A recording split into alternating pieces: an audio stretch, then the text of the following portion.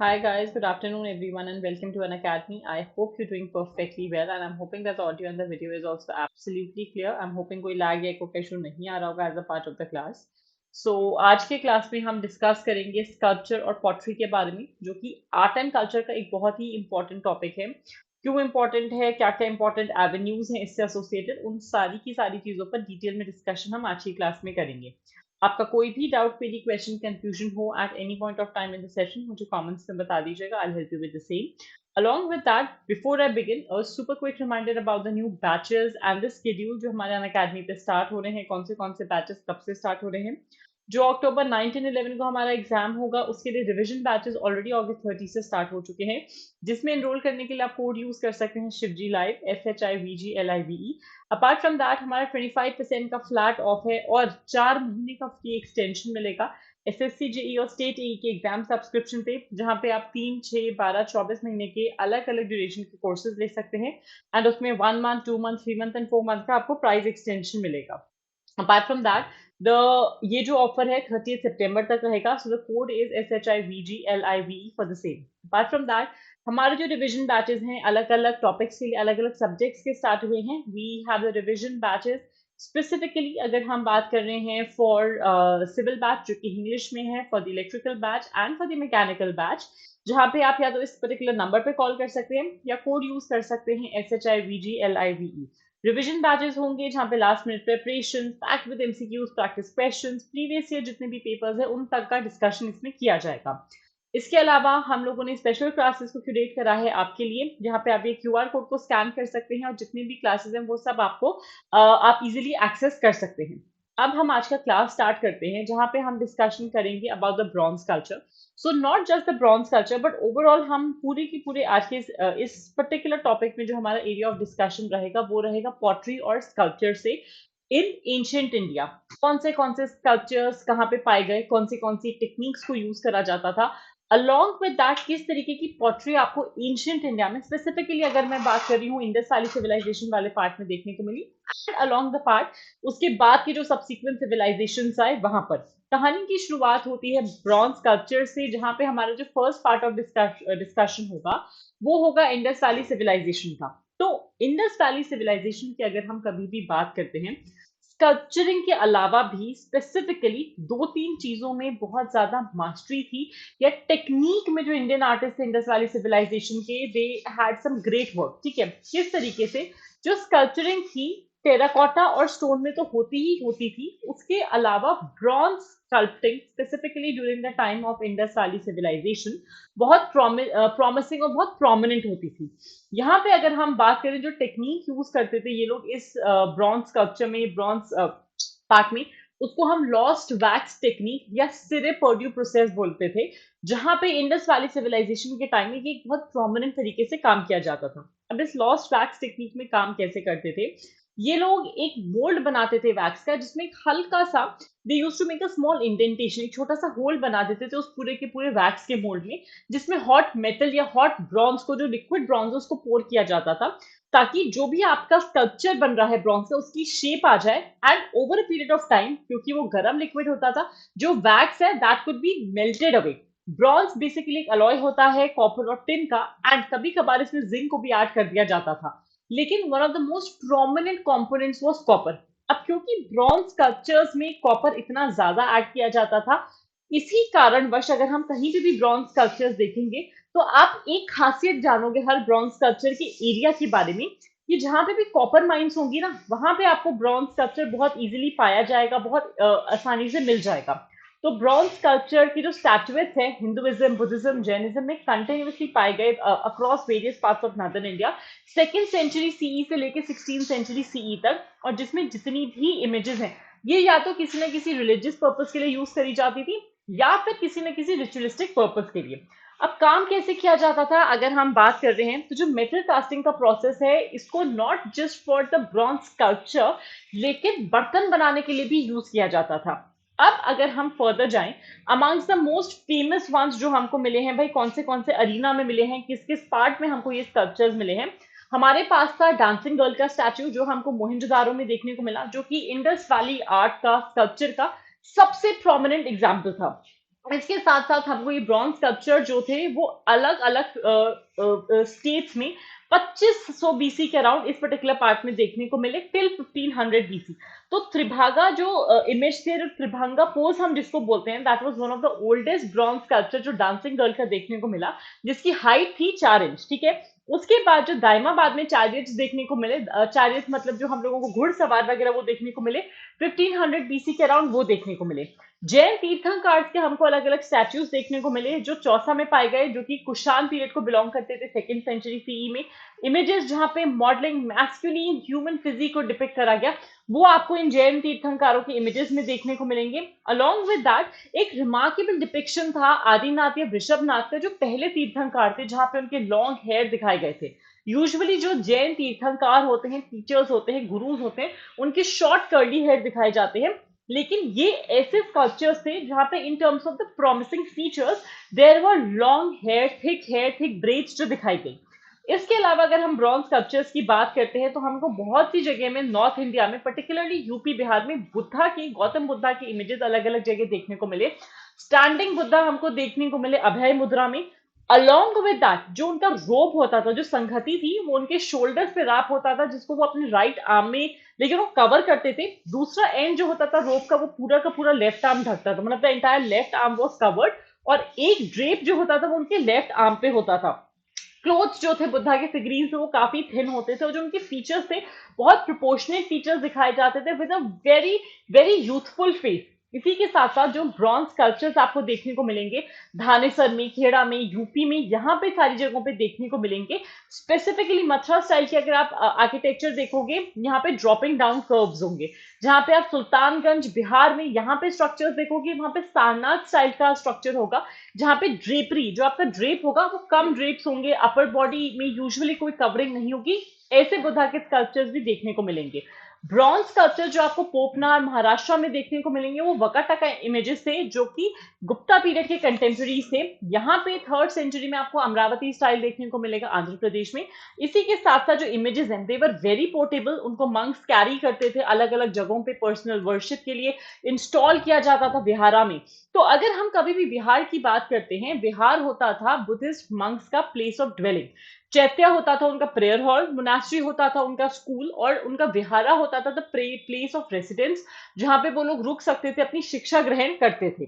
अब अगर आप ये ब्रॉन्ज स्टैचूज देखोगे, this is the dancing girl image जो आपको हड़प्पा सिविलाइजेशन में देखने को मिला। ये पहले जो जैन तीर्थंकर थे उनका इमेज है। ये सारे के सारे बुद्धा इमेजेस हैं, जहां पे आप देख सकते हो कि ये वाला image specifically is from Bihar, क्योंकि लेस ड्रेपरी है। ये वाला मथुरा स्टाइल में है, जहां पे आप देख सकते हो कि कितने प्रोमिनेंट ड्रेप्स दिए गए हैं, और इन ड्रेप्स को किस तरीके से आर्म के थ्रू शोल्डर्स पे डाला गया है। Now as we move further ahead, इसके अलावा हमको जो भी ब्रॉन्ज स्कल्पचर्स देखने को मिले हैं, हिमाचल प्रदेश में देखने को मिले हैं, कश्मीर रीजन में देखने को मिले हैं, अलग अलग बुद्धिस्ट और हिंदू डेटीज के भी ये देखने को मिले हैं, जो कि बिलोंग करते हैं 8th 9th और 10th सेंचुरीज को। अच्छा, जब हम हिंदुइज्म की बात करते हैं तो हिंदुइज्म में मैक्सिमम ब्रॉन्ज स्कल्पचर्स अगर आप देखोगे, they are somehow dedicated to lord Vishnu, और लॉर्ड विष्णु के अलग अलग अवतारों पे। यहाँ पे आपको विष्णु के अलग अलग अवतार, जैसे चतुरान हो गए, वैकुंठ विष्णु हो गए, द 4 हेडेड विष्णु, जिनकी पूजा आराधना अर्चना की जाती थी, वो आपको देखने को मिलेंगे। और जैसे जैसे टाइम पीरियड या सेंचुरीज चेंज होती गई, उसी तरीके से द प्रेयर ऑफ विष्णु या द ग्रोथ ऑफ भगवतिज्म या Vaishnavism, that led to the influence of all these structures. Nalanda school of bronze की अगर हम बात करें, यहाँ पे आपको ज्यादातर बुद्धिस्ट पीरियड से रिलेटेड ब्रॉन्ज कल्चर्स देखने को मिलेंगे, जो कि 9th सेंचुरी सीई में बहुत प्रोमिनेंट हुए पाला सेना स्कूल के through with the Pala period ये इंटरलिंक करते हैं, specially in Bengal and Bihar region. यहाँ पे आपको 4 आर्म अवलोकितेश्वर देखने को मिलेंगे, जो कि एक मेल फिगर थे त्रिभंगा पोज में, जैसे वो डांसिंग गर्ल थी, ये वाली in the female pose, same आपको मेल फिगर्स देखने को मिलेंगे। वज्रायन फेज ऑफ बुद्धिज्म में जो फीमेल गॉडेस हैं Tara Devi, the Tara images were very popular, जहां पे बुद्धा की जो रादर आराधना होती थी, प्रेयर होती थी, that was done in the form of a female deity. इसके बाद अलग अलग अगर हम ब्रॉन्ज स्कल्पचर्स की बात कर रहे हैं इंडिया में, तो पल्लवा पीरियड में जो बेस्ट पल्लवा ब्रॉन्ज स्ट्रक्चर हमको देखने को मिला, वो था अर्धपर्यनक आसन में, जहाँ पे एक पैर उनका नीचे लटका हुआ है, द योगिक पोस्चर जिसमें शिव जी बैठते थे, एक पैर उनका आसन के साथ एक पैर नीचे लटका हुआ है, that was one of the best Pallava bronze icons. इसके अलावा दूसरा था आचमन मुद्रा, जहां पे वो इस पर्टिकुलर पोजीशन में आएगा, he is consuming poison, he is about to consume poison. एक उस पर्टिकुलर पोज में भी ब्रॉन्ज स्कल्पचर्स बहुत फेमस हुए हैं, एंड इसका पीरियड था 8th century. Vijayanagar empire 16th century में जब अपने पीक पे था, तो यहाँ पे पोर्ट्रेट स्कल्पचर बहुत प्रोमिनेंट हो गया था कि भाई जो भी राजा महाराजा हैं, रॉयल पेट्रन्स इंश्योर करते थे कि हम कैसे नॉलेज को प्रिजर्व कर सकते हैं फॉर द फ्यूचर जनरेशन। इसी तहत हम लोगों को तिरुपति में बहुत सारे प्रोमिनेंट लाइफ साइज स्कल्पचर्स देखने को मिले। जो राजा थे वहां के, कृष्णदेव राया, उनकी दो जो रानियां थी, तिरुमलंबा और चिन्ना देवी, उन दोनों के बड़े बड़े लाइफ साइज 6-6 फीट के स्ट्रक्चर्स हमको देखने को मिले। फिजिकल बॉडी इस तरीके से थी कि वो झुक के प्रणाम कर रहे हैं, एक नमस्कार मुद्रा में, they are praying to the gods and they are asking और invoking the blessings of the god. ये तो हमारा ब्रॉन्ज स्कल्पचर हो गया till the ancient India period. अब हम जैसे जैसे कहानी में आगे बढ़ते हैं, अब हम डिस्कशन करेंगे मिडीवल आर्किटेक्चर का, कि भाई मिडीवल आर्किटेक्चर में हमको ब्रॉन्ज स्कल्पचर्स कहाँ कहाँ देखने को मिले। तो सबसे प्रोमिनेंट ब्रॉन्ज स्कल्पचर जो दुनिया में आज भी करोड़ों में बिकते हैं, बहुत पाए जाते हैं, बहुत डुप्लीकेट होते हैं, वो है चोला ब्रॉन्ज स्कल्पचर, जो कि 10 से 12 सेंचुरी सीई को बिलोंग करता था। एक्सक्विजिट पीसेस होते थे ये आर्ट के, जिनको डेवलप करा गया था इसी टाइम के दौरान। और यहाँ पे ना कुंभकोणम वगैरह में ये अलग अलग टेक्निक्स को प्रैक्टिस किया जाता था साउथ इंडिया में। जितना भी चोला ब्रॉन्ज वर्क था, उसको एक विडोड क्वीन थी सेम्बियान महादेवी 10वीं सदी में, और वो इस पे बहुत ज्यादा ध्यान रखती थी, काम करती थी। The most famous image of the bronze sculpture जो आपको मिडीवल आर्किटेक्चर में देखने को मिली थी, वो थी शिव की मूर्ति, शिवा की मूर्ति, जहां पे उनको एज नटराज डिपिक्ट किया गया था। एंड तंजोर रीजन में ये फाइंड की गई थी, जहां पे there was a big big lot of iconography associated with it. Kalyana Sundara Murti आपको देखने को मिली 9th सेंचुरी में, जहां पे शिव पार्वती की मैरिज, जो पनी ग्रहण समारोह है, उसको रिप्रेजेंट करा गया। अलोंग विद दैट दो अलग अलग स्टैचुएट्स बनाए गए शिव पार्वती के, कॉमन स्टैचुएट में नहीं दिखाया गया। फिर एक शिव पार्वती का यूनियन दिखाया गया, जो अर्धनारीश्वर दिखाए गए, हाफ फीमेल हाफ मेल का जो एम्बॉडीमेंट था, उसको दिखाया गया थ्रू द ब्रॉन्ज स्कल्पचर। और इसके अलावा पार्वती के अलग अलग जो सिंपल इमेजेस थे, मतलब single images of Parvati were also very prominent through out. फिर अगर हम पॉटरी की बात करते हैं, हमने जब स्कल्पचर्स पढ़ लिया, अगर हम पॉटरी की बात करें, अगर हम आर्ट की बात कर रहे हैं, तो हम गांधार स्कूल ऑफ आर्ट और मथुरा स्कूल ऑफ आर्ट को पढ़ना बहुत ज्यादा महत्व देते हैं इस चीज पर। इससे कई बार क्वेश्चंस भी आते हैं, ठीक है। तो गांधार स्कूल ऑफ आर्ट का प्रोमिनेंस आया कुषाण राजाओं से, जो कनिष्क थे उन राजाओं से, जो गांधार आर्टिस्ट से बहुत मोटिवेटेड थे। गांधार मतलब जितना भी हमारा अफगानिस्तान और इंडो बैक्टीरिया वाला रीजन है, वो जहां पे ये बुद्धा की लाइफ पे, जटाका पे, जो कि बुद्धा के इमेजेस हैं, बोधिसत्वा है, उनको प्रोड्यूस करते थे ये लोग। गांधार स्कूल ऑफ आर्ट को हम Greco Buddhist school of art भी बोलते थे। क्यों? क्योंकि यहाँ पे बुद्धा के बर्थ को दिखाया जाता था, डिपिक्ट किया जाता था, उनके रिनाउंसिएशन को दिखाया जाता था, किस तरीके से वो प्रीच कर रहे हैं, अपने सर्मन्स दे रहे हैं, अपने नॉलेज को लोगों तक पहुंचा रहे हैं, वो डिपिक्ट किया जाता था। और 1st और 2nd सेंचुरी एडी में ये स्कल्पचर्स बहुत प्रोमिनेंट हुए। गांधार स्कूल ऑफ आर्ट में जो ड्रेपरी होती थी, बहुत थिक ड्रेपरी होती थी, बहुत बोल्ड फोल्ड लाइंस आती थी, और एक रियलिस्टिक मैनर में बहुत बहुत बारीकी से काम किया जाता था। जो फिजिकल फीचर्स हो गए, जैसे मुस्टैश हुई, मसल्स हुई, कर्ली हेयर हुए, उस पर बहुत ध्यान दिया जाता था।